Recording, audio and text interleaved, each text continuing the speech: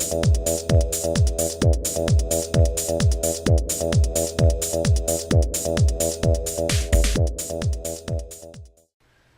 there folks, today I'd like to take a casual peek into the S.H.Figuarts Kamen Rider W CycloneJoker action figure set from Bandai.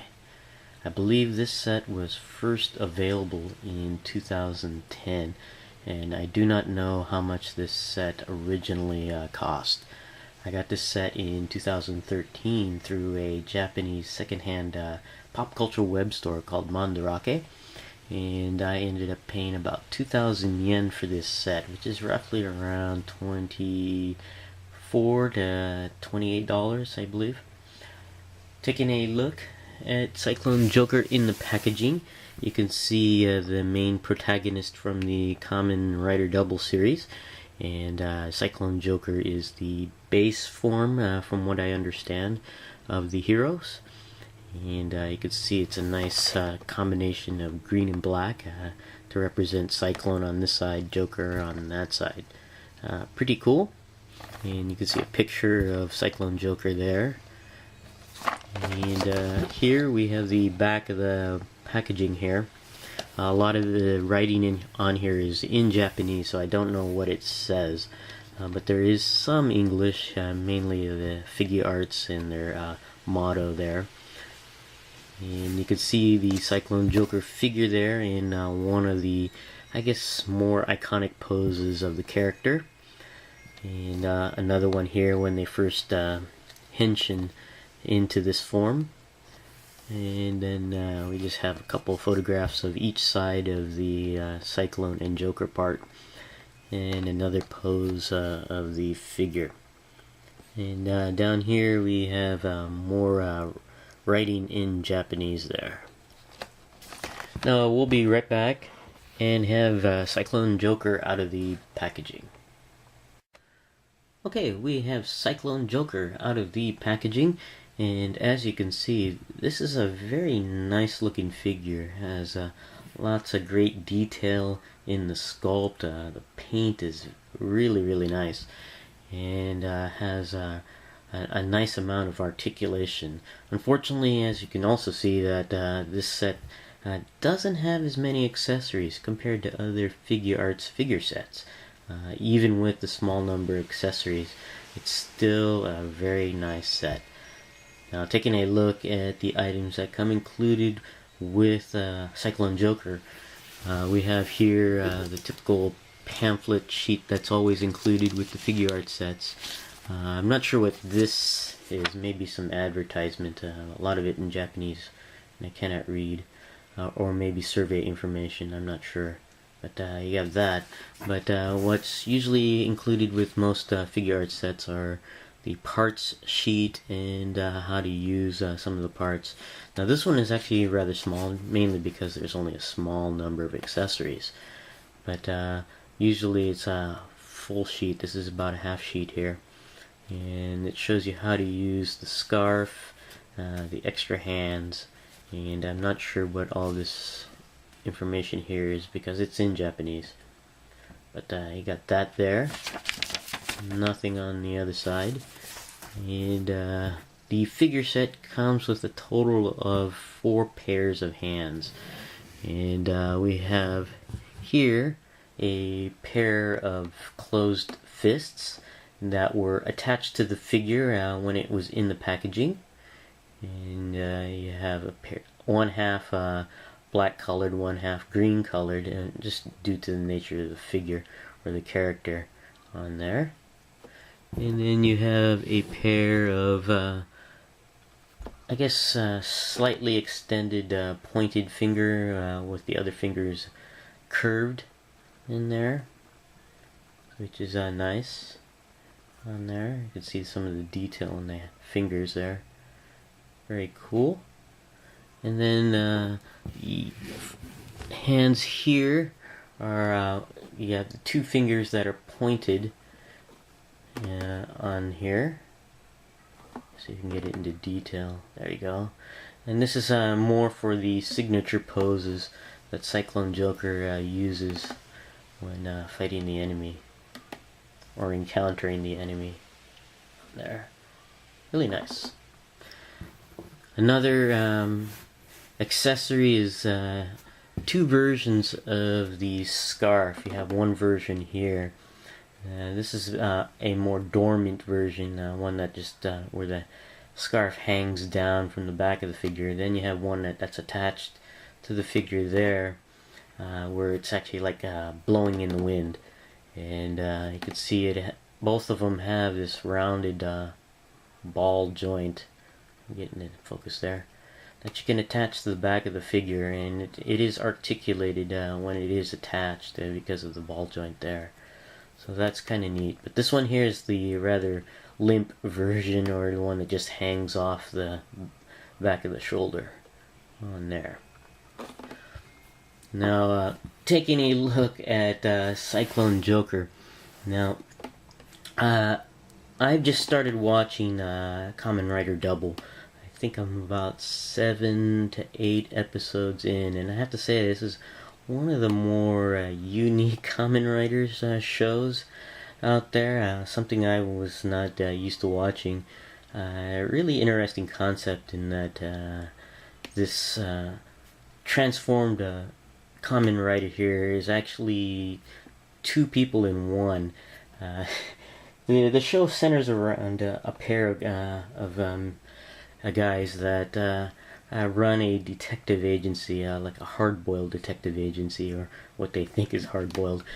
And one half of the pair is the more hard-boiled detective type, while the other half of the pair is basically a human encyclopedia. He's a special type of guy. But when they transform into the Kamen Rider that they portray on the shows, they share, I guess, a single body. They're two individuals, but when they henshin using this driver, one of the pair's minds transfers into the other's body, and the one that transfers his body usually goes limp and comatose, and then the other body is transformed into the Kamen Rider, sharing two minds. So that's why you have this split here in this design. The characters are Philippe and Shotaro, and usually on the right-handed side of the character is Philippe, the human-like encyclopedia. He's a special guy that I guess he was liberated by Shotaro. I don't know much about the show. I'm still watching it, but he was in some sort of Philip was in some sort of facility while Shotaro was able to break him out, and I just have to watch some more to find out what's going on. But Philip's memories are a bit muddled and lost, so I guess he's slowly regaining his memories. But it's a fun show. It's really interesting.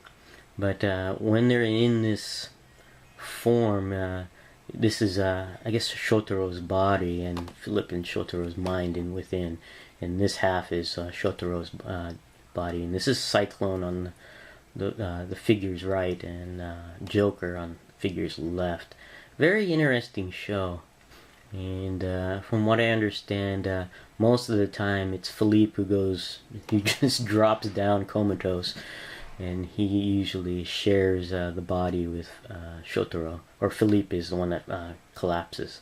But there is, later on in the show, there's a form where Shotaro collapses and goes into Philippe's body. I think that's a Fang Joker. But this one here is the CycloneJoker.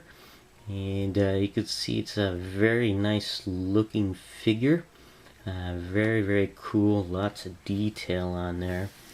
And it's just really, really well done on the sculpt, on the paint on here. And you can see very, very cool design. Starting off with the head here, you have a very nice looking design, especially where the eyes are at. The eyes are what they're called compound eyes, and it's very, very neat. And especially at certain angles, as I turn the figure, you can see the detail within the eyes. It's just very, very cool. and very, very nice. And also you can see the sculpting detail in the head on the sides with the scale-like pattern on there. Very, very nice. Very, very cool. And you got the divider between the two halves of the body and this silver stripes. Very, very interesting there. And then you also have the antenna here, which is made of a very rigid plastic-like material that's painted in silver, which is very neat. Now I've seen some videos where they mention that the antenna here is a little bit bigger than what's represented on the show, but I've seen the episodes that I've seen, it doesn't look that much bigger to me. I think it's a little bit thicker, but just due to for stability, you don't want to. I guess they didn't want to sculpt something even thinner where it might break. But other than that, the length I think is about the same size as what's represented on the show. I just think the thickness of the antenna is a little bit larger than what's represented on the show. But very cool, and as I mentioned, it's very rigid and pointed, so you have to be careful. You don't want to put too much pressure on that, or you may end up snapping that. So, but very cool head design. Especially those eyes are very, very neat on there. And then moving down to the rest of the body, you can see this armored form of Cyclone and Joker on there, and it's got some really nice detail in the sculpt, more of that scale-like pattern to the armor. And also you have the shoulder pads on these here on the sides, which is very nice. And I have to mention the paint overall is very, very cool. Now the green on here is a little bit darker than what's shown on the video screen. It's showing up as a lighter green, but it's really more of a medium to dark green on here. And the Cyclone half has that green and gold color scheme. You can see the gold here on the shoulder pads, on the torso there, and also on the wrists and ankles. While on the Joker side, it's a combination of black and purple. Now the black on here is a little bit glossy on this figure, while on the show it's more of a matte colored black, but that's okay. I think it's actually still pretty good. And then you have the purple accents on this half of the figure, and you can see the detail on the accents here, especially on the gold and the purple. Very, very neat design. I really like that, especially the work on the Joker half on the wrist. You can see all that detail, and on the ankle you see all that sculpted detail along there. Very cool. I really like it. Now one thing I do kind of don't like is this particular joint on the Cyclone side. It should be all green, but they used a black plastic joint at the elbow there, which makes it off a little bit. It should be just, I wish they had used a green joint. And also here on the back, you can see for the back of the knee, it's black as well. Would have been nice if that was just green on there, but it's not too bad because of I guess it complements the black half over here, but would have been nice to have that as green. So, but very cool. Looking over here at the waist, you have the drivers, which they use to interchange their forms. They can change their halves of the forms by loading drivers into here, into the belt area. And just looking at that, there's lots of detail on there. It's very cool, and it's all sculpted in on there on the belt, which is very, very cool. So what they do is they stick these what they're called memories. They look like almost like USB drives, but they stick them in there, they activate it, and they transform to either a different form. Like on Philip's side, you have the Cyclone. He can transform to Luna, Heat, and at least what I've seen so far. And on this side, I stick a driver in on Joker's side. He can transform into Metal, I believe, and Trigger, and I don't know what other forms are available. But there's quite a few memories that they can load into the drivers and transforms into their different halves. So that's what makes this Kamen Rider show more unique compared to others.